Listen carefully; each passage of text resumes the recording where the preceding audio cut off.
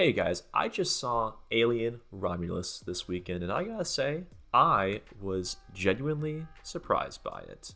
Now look, I love Aliens. I love the Alien franchise, and I think it's one of the most influential sci-fi franchises out there. But for most people, including myself, there's Ridley Scott's original Alien, there's James Cameron's sequel Aliens, and then there's everything else. That's not to say that everything after Aliens is bad. There are some great ideas throughout these movies. It's just that these ideas are not frequent enough or plentiful enough to carry a story that is usually just inferior version of the first two that we've got. The first Alien is an excellent example of how to do sci-fi horror right. It's terrifying, it's under your skin, showcases some really interesting sci-fi concepts and technology, and has characters that for the most part don't make dumb decisions. Aliens takes those horror and sci-fi elements, but leans more into the action equation with some funny one-liners, some banter, and a greater sense of epicness, grandiosity. Yeah, that's better. But most of the sequels don't really take cues from what made those first two so great. I think Fincher, and especially Ridley, tried to inject new life and new interesting ideas into this world with Prometheus, but that movie had a host of problems that brought down the experience too much for me to say that it's a good movie. And we don't need to talk about those issues because they've been discussed and I don't need to be a dead horse. All I've wanted from these sequels is something that brings the franchise back to its horror roots in an organic way while still incorporating some new, fresh ideas that make the experience feel new and captivating. And after how bland and lacking in new ideas Alien Covenant kind of was, I honestly didn't have much faith in this new sequel. But then I caught wind of the director being Fede Álvarez, who made a good Evil Dead movie and made what is one of my favorite horror movies of the past 10 years, Don't Breathe, which was brutal, awesome, and just sick as fuck. Seriously, check it out if you haven't. This combined with the new cast that didn't have Ripley or David or anyone else that's we've already seen before gave me some hope that they might pull through with this thing. And amazingly, they kind of did. Alien Romulus is, in my opinion, the best Alien movie since Aliens, easily, and by quite a fair margin. It's not without some problems, and we'll get into those in a sec. But bottom line, if you've been waiting for an Alien movie to really freak you out again, to give you those twisted horror vibes whilst giving you something new, this is it, I think. Alvarez really displays just how talented he is as a horror director, and it's clear that he is super passionate about the world of Alien. First off, this movie looks fantastic, aside from one small thing, but I'll get into that when I talk about spoilers. The practical effects in this thing, the photography, the celestial shots in space, all just look so breathtaking and extremely satisfying to look at. There's a sequence in Zero G that I think you see a bit of in the trailer that really wowed me, and the climax of this movie had my jaw on the floor. The xenomorph itself looks amazing. Love that they really made it look so otherworldly in this movie. When you put it in the correct light, it's like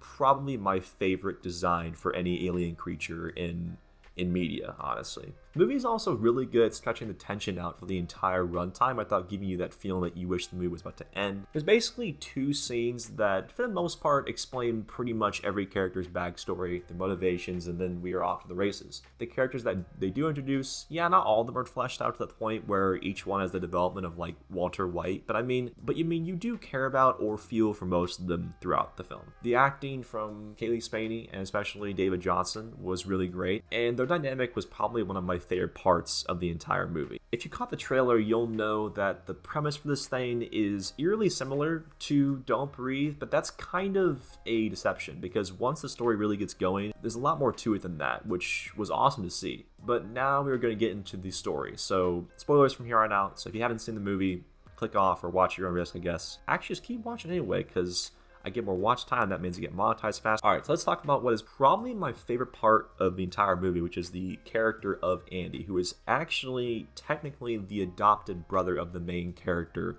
Rain, who is kind of the new Ripley. I mean, not exactly, but that's what we're going to call her. And this actor, David Johnson, did such a great job playing this character because what makes him interesting is that he's actually a synthetic assigned by Rain's parents to do what's best for her. I loved the idea of basically augmenting this character's whole personality or goals because of the module that they placed inside his neck, where at first it's just basically to get inside the ship, but at the end, it actually means a lot for not just his character, but the other characters in the film because he makes decisions that kind of creates tension amongst the other characters, and his directive changes to serve Ash. Yes, that's right, Ash is in this movie, whose inclusion was definitely a cool idea. I do like the way they did it by tying it back to the original Alien movie, but there are times where I think he's a little bit too central to the plot, even though he's basically like already half dead.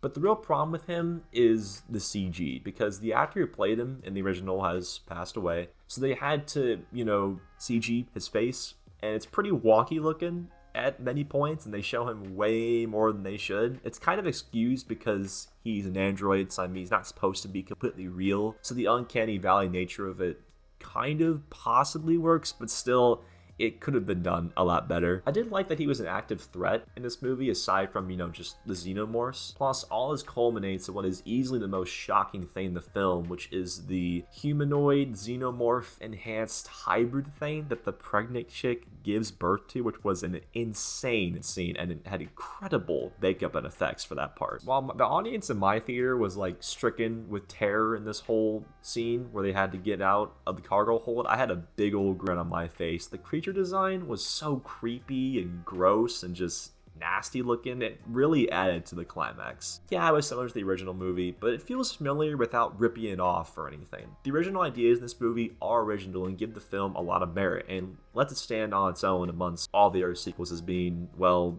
good. The zero-G scene was really awesome and a smart character decision, and I like in horror movies when characters make decisions that actually feel like, oh, that's a smart idea. My issues come in the form of mostly a couple of character decisions, scenes where certain people should be running away instead of just staring at the thing that's chasing them, or that one scene where the brother is like talking to her through the radio with a bunch of facehuggers in the room, and they can't make any noise or else the facehuggers will, hug them, and he's just like speaking out loud, like whispering, like that's not gonna, what are you doing? What the fuck are you doing?